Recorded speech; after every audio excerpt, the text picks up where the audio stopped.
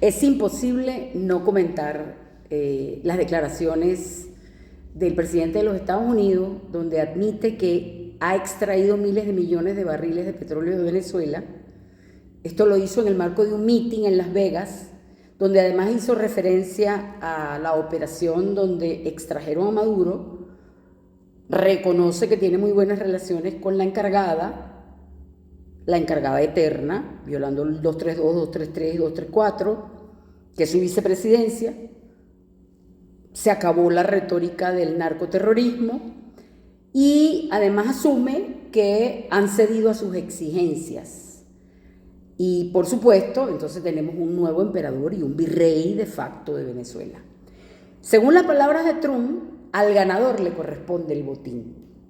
Esa frase ha resonado a través de los siglos, desde los saqueos de la antigua Roma hasta las conquistas napoleónicas. El derecho del vencedor era una ley de la naturaleza. Si vencías, te quedabas con todo: tierra, oro, esclavos y soberanía. Pero esto es válido hoy. Si vivimos en un mundo supuestamente de leyes, tratados, derechos humanos, ¿por qué todavía escuchamos esta idea en los conflictos modernos? Entonces, fíjense, vamos a analizar por qué la máxima del botín de guerra, que es la justificación para robarse lo que se están robando, fue desmantelada por el derecho internacional y cómo la propia Constitución de los Estados Unidos la hacen jurídicamente imposible. Yo no sé quién está asesorando a Trump. Ahora, para entender por qué el botín de guerra es un concepto obsoleto, debemos ver 1945, después del horror de la Segunda Guerra Mundial. El mundo decidió cambiar las reglas del juego. Y en la Carta de las Naciones Unidas, en su artículo 2, el inciso 4, prohibió el uso de la fuerza contra la integridad territorial de cualquier Estado.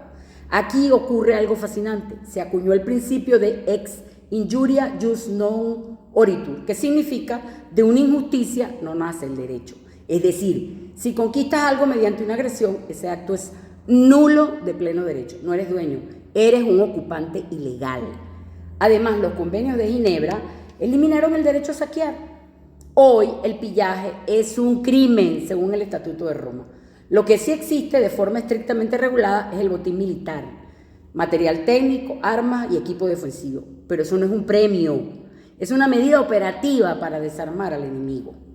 Pero llevemos esto a la teoría política. ¿Qué es el Estado de Derecho o el rule of law? Básicamente es la idea de que el poder tiene límites claros. La máxima del botín se basa en el capricho del vencedor. En el Estado de Derecho, cualquier acto estatal, incluyendo una victoria militar, debe estar precedido por una norma, ser público, pero sobre todo ser controlable.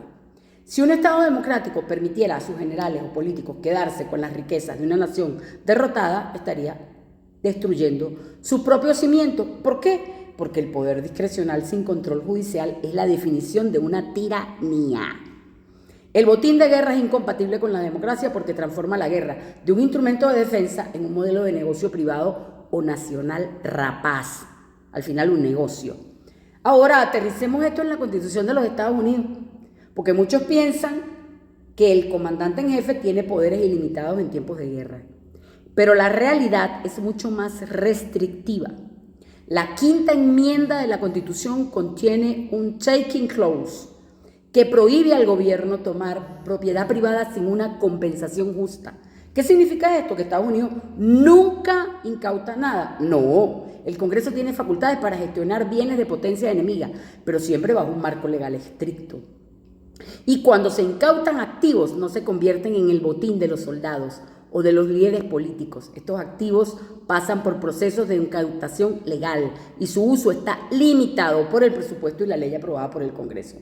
O sea, no hay un cajón de botines donde el presidente pueda repartir riquezas a diestra y siniestra. Cualquier intento de expropiación arbitraria chocaría inmediatamente con los tribunales federales que protegerían el debido proceso. Ese es el deber ser. Entonces, en conclusión, la idea de que el ganador le corresponde el botín es una reliquia de un pasado salvaje. Hoy, el derecho internacional y el derecho y el Estado de Derecho, el que debe existir, y las constituciones modernas han erigido muros de contención contra la codicia del vencedor. Entonces, en la guerra moderna, al menos en teoría, ya no es un medio para enriquecerse, sino una tragedia. que el derecho intenta limitar al máximo. La verdadera victoria en el marco constitucional y democrático no es la cantidad de botín que capturas, sino la capacidad de reconstruir el orden y la justicia después del conflicto. No me vengan con el cuento de que es realismo geopolítico, es saqueo, puro y duro. Su propia constitución se lo prohíbe. Y el Congreso tiene que autorizar el acto de guerra. A Venezuela nunca le declararon formalmente la guerra. Utilizaron la excusa del narcoterrorismo, de que era un cartel criminal, pero el cartel está allí. Solo se llevaron al jefe del cartel, supuestamente, el jefe del cartel. Entonces, ¿qué va a hacer el Congreso? ¿Será que ustedes van a ser cómplices de ese delito y de la propia violación de su propia constitución? Todo por negocios. Nadie va a abrir una averiguación acerca de los 13.000 millones, 14.000 y pico millones que se llevaron y en 6 meses y los otros que se van a seguir llevando. Porque él considera que como él ganó la guerra, ¿cuál guerra? ¿Cuándo declaraste tú la guerra? ¿Dónde está el armisticio? ¿Dónde está la capitulación? O sea, si tú te quieres pasar por donde a ti te dé la gana el derecho internacional, chévere, hazlo, pero eso tiene consecuencias jurídicas en tu país, porque tú estás violando tu propia constitución. Y el Congreso, si no dice nada, es cómplice.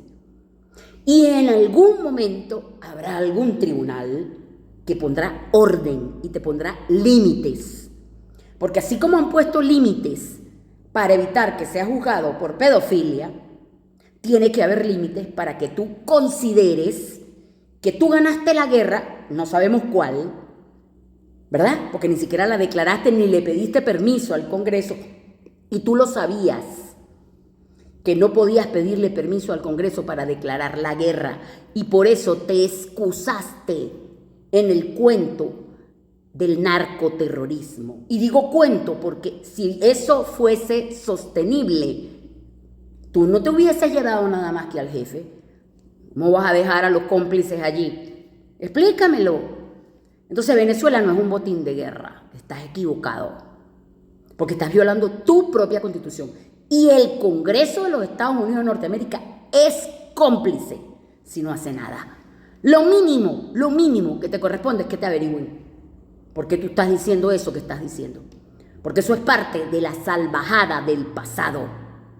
Eso quedó en el pasado. Para eso hay reglas y Estado de Derecho, aunque tú te lo quieras violar, tú y todos los que te acompañan. Israel y todos tus socios, el anglosionismo, que es el que está detrás de todo eso, y las corporaciones transnacionales. Y a las corporaciones les digo algo: sigan jugando, sigan creyendo que firmando con una autoridad ilegítima, ustedes van a asegurar el petróleo de Venezuela. Tarde o temprano en este país habrá un gobierno serio que pueda reclamar ante tribunales internacionales todos los daños y perjuicios que nos han causado. Que no se les olvide todo lo que se han robado.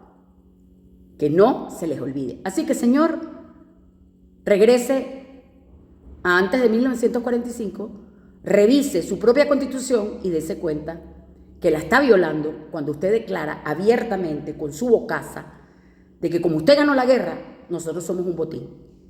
Y usted nos va a administrar como a usted le dé la gana. Está equivocado. No se equivoque.